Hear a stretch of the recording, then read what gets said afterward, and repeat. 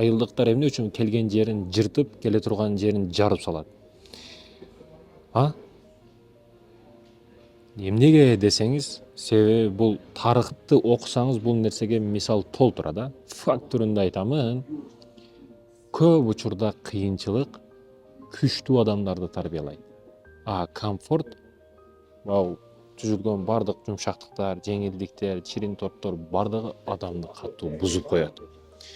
Кыйынчылык учурлар күчтүү адамдарды тарбиялаган. Кыйынчылык негизи күчтүү адамдарды чыгарат. А жеңил жашоо, эптеме жашоо, жыргап жашоо, кайф, рахат жашоо тескерисинче адамды бузат. Жеңил ой жүгүрткөн, бирдеке проблема келип калса домдон өзүн таштай берип өзүн асып ала турган адамдарды тарбиялап коет да.